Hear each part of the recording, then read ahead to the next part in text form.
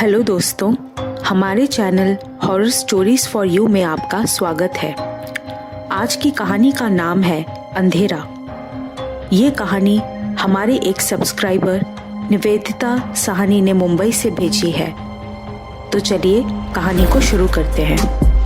35 साल की निवेदिता लिखती है कि आज से 6 साल पहले मैं औरंगाबाद से मुंबई शिफ्ट हुई थी।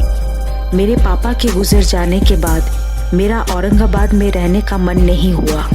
मैं चाहती थी कि मेरी माँ और मेरी छोटी बहन मेरे साथ मुंबई शिफ्ट हो जाए, लेकिन वो दोनों औरंगाबाद में ही रहना चाहते थे, जहाँ मेरे पापा की बहुत सारी यादें हैं और मैं अपने पापा की यादों से दूर एक नए तरह से जिंदगी की शुरुआत करना चाहती थी। मुंबई की चहल पहल औरंगाबाद शहर से बहुत अलग है। ऐसा लगता है मानो जैसे ये शहर कभी सोता ही नहीं है।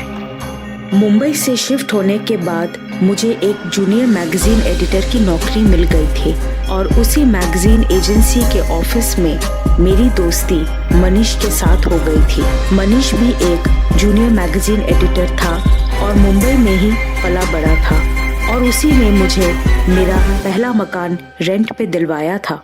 मेरा घर 12वें मंजिल पे था और बालकनी से शहर बहुत खूबसूरत दिखता था।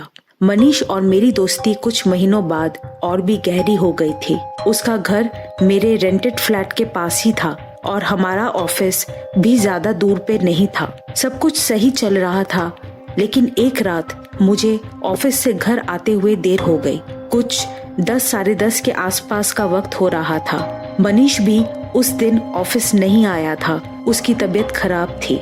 मैं उसे नहीं कह सकती थी कि वो मुझे पिकअप करने ऑफिस आ जाए। ऑफिस के मेन गेट से निकलते वक्त अचानक जोरों से बारिश शुरू हो गई। वॉचमैन ने मुझे कहा भी कि कुछ देर मैं ऑफिस में या मेन गेट के पास जो उसका छोटा सा कमरा है वहाँ बारिश के कम हो जाने तक रुक जाऊं। लेकिन मुझे बहुत देर हो गई थी। किसी तरह बारिश में भीगते हुए मैं एक बस स्टैंड के पास पहुंची। बारिश बहुत तेज थी और मैं बस उस वॉचमैन की बात याद कर रही थी कि काश मैंने ये बेवकूफ़ी ना की होती और आज की रात ऑफिस में ही रुक जाती। एक धुंधली सी स्ट्रीट लाइट बस स्टैंड के पास जल रही थी। पूरा रास्ता सुनसान था। जहाँ तक भी मेरी नजर जा रही थी, मुझे डर लग रहा था कि ये स्ट्रीट लाइट भी बंद ना हो जाए, वरना पूरे रास्ते में सिर्फ और सिर्फ अंधेरा ही रह जाता। बारिश और तेज ठंडी हवा के वजह से मेरा शरीर कांप रहा था। अचानक मेरी नजर एक आदमी पे पड़ी। उसने एक ब्लैक कलर की हुडी पहन रखी थी। चेहरा उसका हुडी से ढका हुआ था। वो रास्ते के दूसरे तरफ खड़ा था और बस स्टैंड के तरफ सीधा देख रहा था। स्ट्रीट लाइट की रोशनी काफी हल्की थी और मैं उसका चेहरा ठीक से नहीं देख पाई। अकेले उस सुनसान रास्ते में उस आदमी को देखकर मेरी सांस जैसे रुक सी गई थी। डर से मैं सिहर गई थी। मैंने मनीष को उसी वक्त कॉल लगाया और बस स्टैंड के बेंच पे जाके बैठ गई। मनीष ने कॉल उठाया, लेकिन नेटवर्क वीक होने के वजह से कॉल बार बार डिस्कनेक्ट हो रहा था।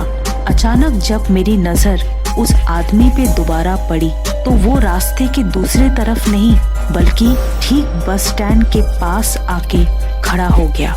स्ट्रीट लाइट की हल्की रोशनी में जब मैंने उसका चेहरा देखा तो मेरी रूह कांप गई। उसका चेहरा हल्के नीले रंग का था, जैसे किसी मरे हुए इंसान की त्वचा होती है। वो कोई कम उम्र का लड़का था। उसकी आंखें जैसे बहुत अंदर तक धसी हुई थी। अब वो जैसे जैसे मेरे पास आने लगा, मैं बस स्टैंड के उस बेंच से धीरे धीरे उठने लगी।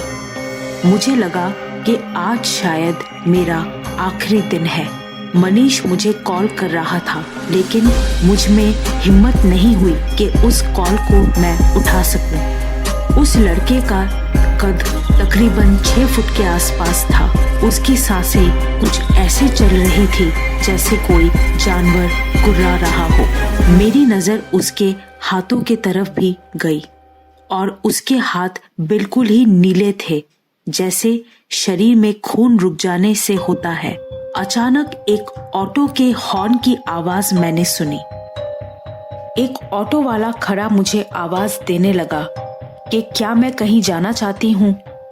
मैं एकदम से भाग के ऑटो में जाके बैठ गई। मैं शायद शब्दों में इस बात को समझा भी नहीं सकती कि उस रात अगर उस ऑटो वाले ने मुझे आवाज नहीं दी होती तो मेरा शायद बचना नामुमकिन था। मेरा शरीर कांप रहा था। मेरी एक नजर बस स्टैंड की तरफ थी जब ऑटो वाले ने ऑटो स्टार्ट किया और मैं देख के दंग रह गई कि वो आदमी, वो जो कोई भी था, वो बस स्टैंड से गायब हो गया था, जैसे वो कभी वहां था ही नहीं। ऑटो में बैठते ही मैंने मनीष को दोबारा कॉल किया और कांपते हुए आवाज में मैंने उसे पूरी बात बताई। ऑटो वाले ने मेरी हालत देख के मुझे बताया कि बहुत सालों पहले एक क्रिमिनल को उस बस स्टैंड के पास पुलिस ने गोली मार दी थी। उसकी उम्र लगभग 22-23 साल की थी। उस ऑटो वाले ने मुझे मना किया कि रात को कभी भी इस इलाके में मैं अकेले ना जाऊं। उस ऑटो वाले की बात जैसे मेरे लिए उस वक्त पत्थर की लकीर जैसी हो गई थी।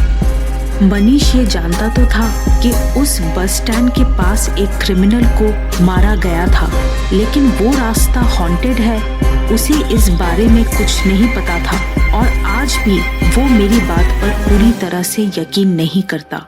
मैं नहीं जानती कि कोई भी मेरी बातों का भरोसा करेगा या नहीं, लेकिन ये मेरी जिंदगी का सबसे बड़ा सच है और ये कहानी मैं इसीलिए लोगों तक पहुंचा रही हूँ क्योंकि ये मेरी जिंदगी की सबसे बड़ी सच्चाई है कि मैं मौत को छूकर आई हूँ। तो दोस्तों, ये थी हमारे सब्सक्राइबर निवेदिता की कहानी।